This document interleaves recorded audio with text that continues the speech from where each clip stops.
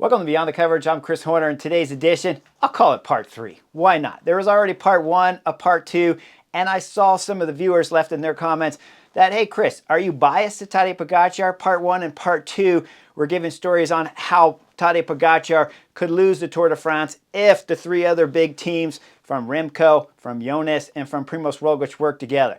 Now those comments said, why don't you do a part 3 that helps Tadej Pogačar? Well, first off, you don't need a part 3 to help Tadej Pogačar, because if Tadej Pogačar is wise, and he is getting wiser as he gets older, but if he is wise, he looks at part 1 and part 2 and he says, hey, don't be a knucklehead. That's all I got to do. Thank you from Beyond the Coverage, Chris Horner. I appreciate that help. I won't be a knucklehead. I won't tack from 100 kilometers out and try to win one of the stages like stage 9 of last year's 24 Tour de France. I'll keep my powder dry until my teammates bring me into closer to the final, the last 10, 15% or something like that of a stage. And then I'll go up on the final mountain stage and I'll win the Tour de France. Kind of like Chris Froome style, right? But we all know that's a little bit boring. So we love knuckleheads. There's no doubt about that. But if you're a viewer and you left a comment that says I'm biased to Tadej Pogačar, well, you're wrong. Because part 1 and part 2, like I said, if you got any kind of racing intelligence, you understand that part 1 and part 2 was set up to help the 3 teams there battling against UAE Team Emirates and Tadej Pogačar, but you just flip the switch, and if you're Tadej Pogačar, you go, oh, okay, don't make those mistakes, I'll be good. Okay, so now today's part 3, that we'll call it, will be UAE Team Emirates. They got a team of 8 riders showing up. 5 are super domestiques there that can climb into the mountains for Tadej Pogačar. But some of those 5, when we're looking at the favorites, Almeida, the super domestique, just got done winning Tour of Swiss, won Romandy and won the Basque Country here in 2025. But I'll use his words when we describe his form from Tour of Swiss, because he says his form's not at his top level. So I'll use that so no one can argue with me, because he said it himself, and I'll agree with Almeida to say Tour of Swiss 2025 was not a spectacular performance. And I'll go back into 2024 Tour of Swiss, where him and Adam Yates both delivered spectacular performance, where they dropped the whole peloton stage after stage, and Adam Yates and Almeida split wins.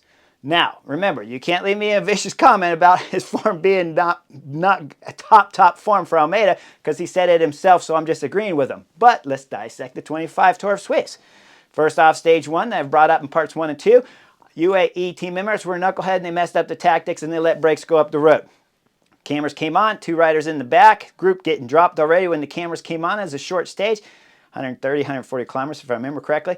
2 riders dropped early, 1 rider, Grossschartner, in the front group, 1 rider crashed, Jan Christian, Swiss rider, and would have been a super domestique there for Almeida if he hadn't crashed, but with the 1 up and the 2 in the back and 1 crash, and that's 4 out of 7 riders. Doesn't leave much help for Almeida. They didn't pull Grossschartner back, and they slowed the group down, waited for the 2 to get dropped and come back. So UAE Team Emirates made a mistake there and let that group get out there with Ben O'Connor in it, who in stage 1, you never know exactly what kind of form Ben O'Connor has. And Ben O'Connor has done some remarkable racing in Grand Tours. When we go into Tour of Swiss, he kind of fell apart. He didn't deliver good. But the big mistake from the other teams, well, they didn't do what I said to do on part 1 and part 2, which was to race against UAE Team Emirates. So if you look at Almeida there at Tour of Swiss, I saw FDJ pulling Almeida around. I saw Post Picnic NL pulling Almeida around. I've seen him win some stages too against Almeida too, but it was a sprint finish, uphill sprint finish that they won when I'm talking about Oscar only. So they spent time on the front pulling Almeida around, and they spent time pulling on the front when Almeida dropped everyone on stage 4 solo and gained some time back. So after you start seeing that stage 4, maybe from stage 1, you say, well, Almeida's not on the sharpest on form, so maybe FDJ riding the front, controlling the stuff, trying to keep things together for Romain Grégoire. That's a reason to do it. You're a small team, you're not going to win Tour of Swiss most likely, and you can keep the race leader's yellow jersey for a little bit. But the other guys pulling around, when we started looking at Arkea Samsic, started looking at Post Picnic NL, we started looking at Julian Alaphilippe, two-door cycling. I remember seeing Julian Alaphilippe on the mountain stages. He put his team on the front. They were drilling it on the front. And Julian Alaphilippe hasn't climbed with a rider called Almeida or a rider like Almeida since a long time. Liège, years back after he crashed. So that was a knucklehead move for multiple teams. Maybe not quite knucklehead, but it wasn't the smartest of moves because you don't want to pull Almeida around. So Almeida won Tour of Swiss. and he won solo in one stage in a dominant TT performance. But still, I agree with Almeida's assessment that he's not 100% on form. So why did I bring that up? Well, he's one of the main lieutenants, if not the second lieutenant, because Adam Yates is on the team too, but one of the main lieutenants is not on his top form, which means what? It means when we leave Tour de Suisse, you only have 10 days to get ready, plus some of the first week of the Tour de France to sharpen your form up a little bit before we get into the mountain stages, which means that Almeida might not be at his best. Now, we look at Almeida and it's question mark. I believe he'll be at his best, so, but he's not there yet, so there's still some work to find. And believe it or not, guys, it's a little bit harder than sitting on the Chesterfield when you're trying to find your 100% absolute best form, even though you're arriving at the Tour de France. It's not that easy. In fact, Almeida's form, I think, was only his best form when he won the Basque Country.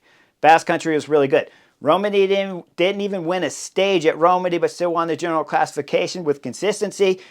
And at Tour de Suisse, well, they pulled him around a ton and helped him win the stage. And he had a couple good days, there's no doubt about that. But again, he's not on his best. So there's some question marks there for UAE Team Emirates. And of course, when we start looking over at Visma Bike, there's some question marks there with a rider like Sepp Kuss that should be their first, if not their second, Super Domestique there. So both teams, Visma Bike and UAE, have question marks over riders that are supposed to be their best domestiques arriving, although I take Almeida at this point in time because, Tour Suisse wasn't that bad. So I love Almeida. I do. The diesel engine is fantastic. So let's go into UAE Team Emirates and look at who could be their first or second, because if Almeida's not their first, well, that means their first has to be Adam Yates.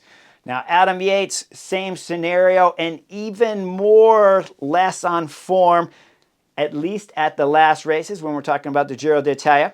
He did the Giro, and on stage 20, Col de Finestra, when it was EF Education drilling it at the start of Col de Finestra, and it was Mikel Honoré on the front, the classic rider, Adam Yates was dropped.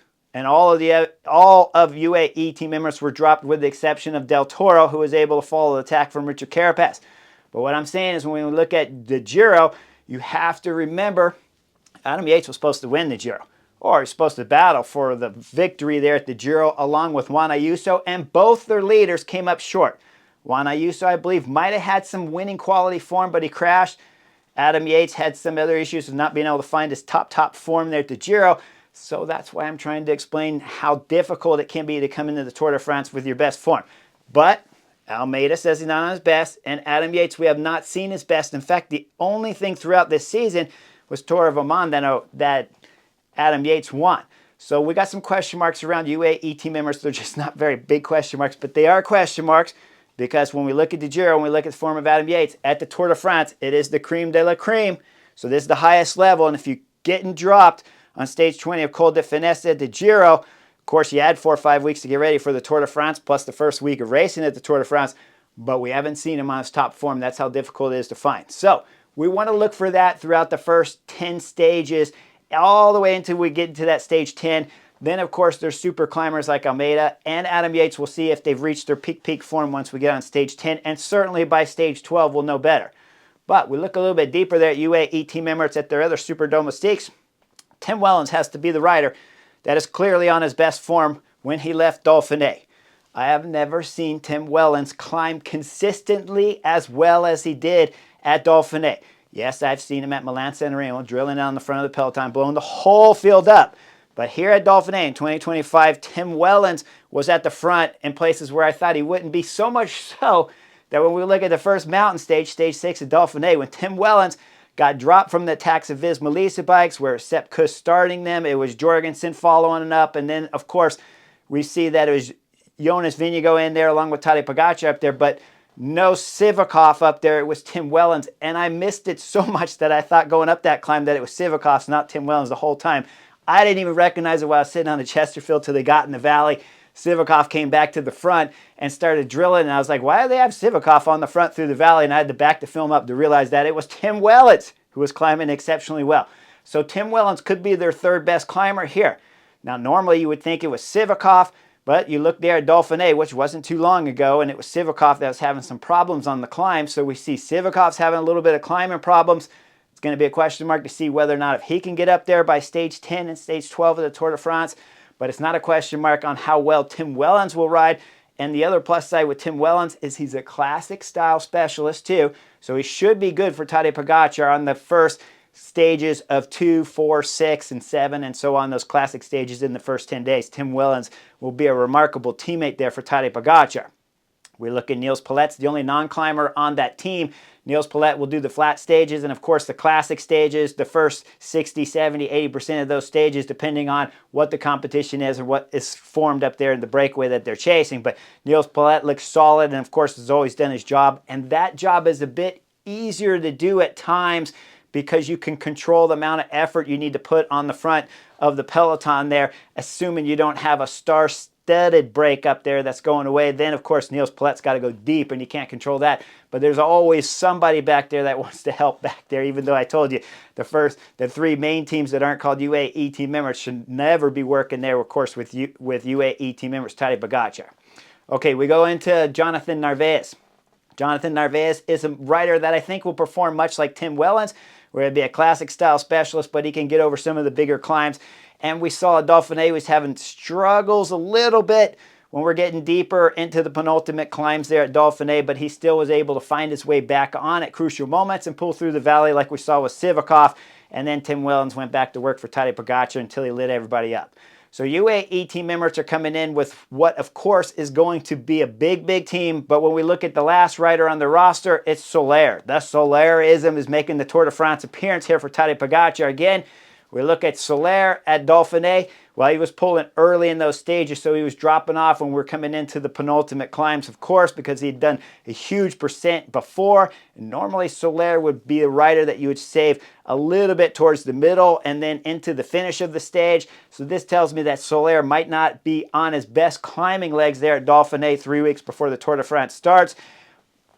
And when you factor in the team list that they have, the 8 riders total, and you see that Tadej Pogačar has Adam Yates, has Almeida as the 1 and 2 super domestiques, depending on their form. And then you start looking at Tim Wellins. You got to believe Soler is going to be riding much like we saw at Dauphiné a little bit earlier in the stages. Then they'll have Jonathan Narvaez and Tim Wellins come into play. And, of course, saving Adam Yates or Almeida to do the last part of the work. I would expect we see Almeida doing the early parts on the final climb so that he can use his diesel engine real effectively for Tadej Pogačar, which is just going steady and hurting all the legs back there. And then Adam Yates for an explosive acceleration before we see Tadej Pogačar throwing attacks on the 3 big favorites back there, Jonas, Primoz, and Remco Evenepoel. So Tadej Pogačar looks like he has the team, but there is some question marks still around UAE team members on whether or not if all these members are at 100% of their best form. Okay, we'll go back into some of the comments that the viewers left. I want to bring up one other thing where all the commenters say, hey, the 3 riders that are not from UAE team members, the favorites, they're not just going to work together and help someone get second or third. Well, guys, if they were to work together and let one of those 3 riders go up the road, if you're able to follow Tadej Pogačar from behind, how many times do you think Tadej Pogačar is going to give the front rider up there, whether if he's named Jonas, Remco, or Primoz Roglic? How much time do you think Tadej Pogačar is going to give those guys? So when you guys keep leaving me comments to the mention of the fact that, well, they're just not going to let Remco go up the road and Jonas and Roglic is going to sit back there doing nothing while he gains time. How much time do you think Remco's going to gain if Yonas Vigo and Primoz Roglic is sitting on the back wheel there of Tadej Pogačar? It's not going to be 5 or 10 minutes. That scenario is not going to happen. Tadej Pogačar will be forced to chase. So if you're Jonas or if you're Primoz Roglic and Remco Evenepoel is going up the road, or if you want to flip it and throw one of those 2 up the road and the other 2 are sitting on Tadej Pogačar's wheel, do you think I'm sitting up here saying that that rider is going to be given 5 minutes? I'm not, because Tadej Pogačar is not going to give anyone 5 minutes. So clearly that will help those 2 riders if they're sitting on Tadej Pogačar, because he'll have to pull up the front. And then if those riders got any legs left, but after sitting on the back wheel there of UAE Team Emirates or Tadej Pogačar himself while he's climbing, well, you can't lose that much time to whoever's going up the road. So don't panic about that if the 3 riders work together. One other thing I want to bring up too has to be the fact that when we're talking Yonas Vigo and you're attacking a rider like Tadej Pogačar, we saw it last year on Plateau de Belfi. Yonas Vigo made a tactical mistake on that stage. Now, I know what he was trying to do. He's throwing everything into the hardest stage there of last year's Tour de France, hardest mountain stage.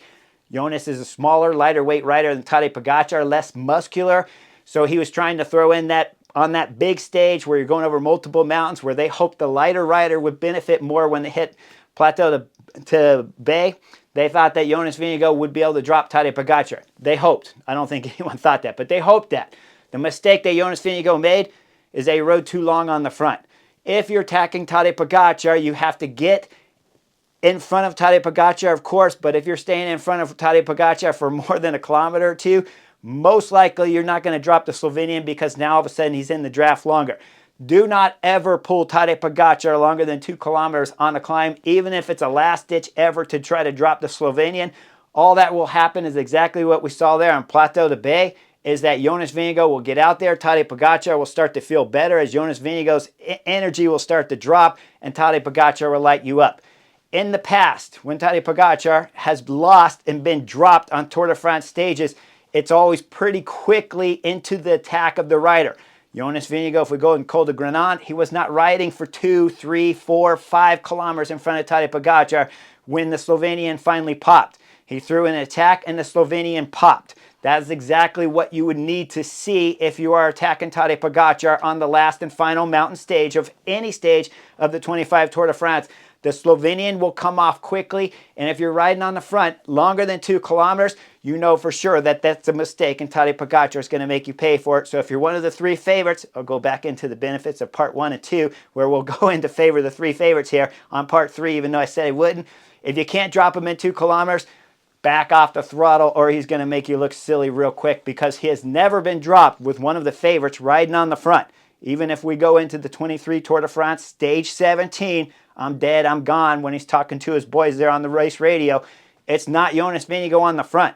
It's Visma bike on the front, and that moment you know he's just having a spectacularly bad day that started at kilometer 0, which tells us what? It tells us Tadej Pogačar had bad legs that day. It doesn't tell us that attack from Yonas Vigo is what delivered the bad legs to Tadej Pogačar. It means he was bad that day, and you don't need Yonas Vigo on the front for 4 or 5 kilometers to drop Tadej Pogačar that day. A Super Domestique will do it. So never pull Tadej Pogačar for longer than 2 kilometers, even if it's a Hail Mary. Like and subscribe. I'll see you guys on the next edition. Beyond the Coverage real soon. The 25 Tour de France just around the corner on Saturday. Like and subscribe.